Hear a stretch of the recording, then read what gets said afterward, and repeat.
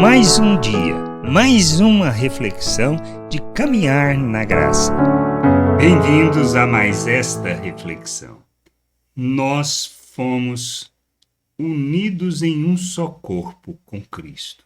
Fazemos parte uns dos outros, somos membros da mesma família, do mesmo corpo. Somos membros uns dos outros. É isto que a gente precisa entender. Quando Cristo se revela, ou melhor, quando Ele se mostra, se revela Filho de Deus, que nos salva, nos resgata, nos tira das trevas, nos transporta para o reino de Deus, nos torna Filho de Deus quando nós nos submetemos. Submetemos a Ele como Senhor e Salvador de nossas vidas. Quando nós compreendemos a salvação pela graça de Deus, por meio do que Cristo fez e que somos inseridos na família de Deus, que somos membros do corpo de Cristo, nós entendemos e precisamos entender que somos unidos em um só corpo, membros uns dos outros, unidos com Cristo, unidos com o Pai, fazendo parte de um só corpo. Que a gente precisa ter este entendimento para que a gente possa caminhar rumo àquilo que seja a vontade de Deus. Não temos outra maneira de viver que não com esse entendimento. E Paulo usa a simbologia, ou seja, o significado do casamento para explicar nossa união com Cristo. E nós precisamos entender. E ele usa a passagem justamente quando ele fala acerca disso, que o homem deixa a sua casa, a casa do seu pai, e se une à sua mulher.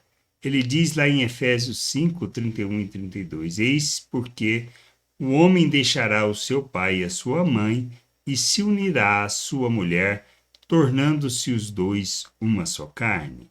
Grande é este mistério, mas eu me refiro a Cristo e à igreja. O que a gente precisa entender é isso. Ele usa a questão do casamento, da união do homem e uma mulher, para explicar que justamente os dois se tornam uma só carne. E assim como acontece na realidade do casamento, assim acontece com Cristo. Nós somos unidos com Cristo em um só corpo, para vivermos a vontade de Deus, para nos movermos em sentido de cumprirmos o propósito de Cristo. Como Pedro fala que nós somos pedras vivas deste templo que Deus está construindo. Como Jesus disse na oração, para que nós fôssemos um com Ele e com o Pai. Somos chamados para vivermos a plenitude disto, e nós precisamos ter a consciência e o entendimento acerca disso. Não é para buscarmos os nossos interesses, mas aquele que é a vontade do Pai. Aquilo que representa, traduz o seu querer e propósito, que expressa o seu amor, que manifesta as suas virtudes. O que nos une é o amor do Pai. O que nos une é o que o Pai fez por nós, não porque merecemos, mas por causa da sua graça revelada, do seu amor manifesto em nosso favor para nos resgatar das trevas, para que nós, nos despindo da natureza humana, no processo que Ele nos chama para viver, possamos expressar a sua obra de forma plena. E assim, revestindo de Cristo, ou seja, das mesmas atitudes, da mesma maneira de agir, tendo a consciência que somos coparticipantes da natureza divina, que fomos feitos um novo ser, uma nova criatura, a imagem de Cristo, para revelarmos o Pai ao mundo. E só fazemos isso quando temos a consciência, o entendimento que fomos unidos e que somos unidos em um só espírito, em uma só fé, em um só propósito, em uma só vontade.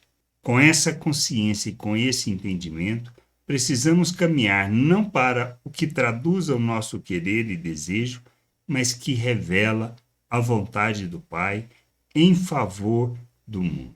Para que nós, sendo luz, sendo expressão de nosso Deus neste mundo, sendo sal nessa terra, possamos revelar a glória do Pai e assim conduzir as pessoas ao conhecimento da sua vontade. unidos em um só corpo, para a glória e louvor de nosso Deus e nosso Pai.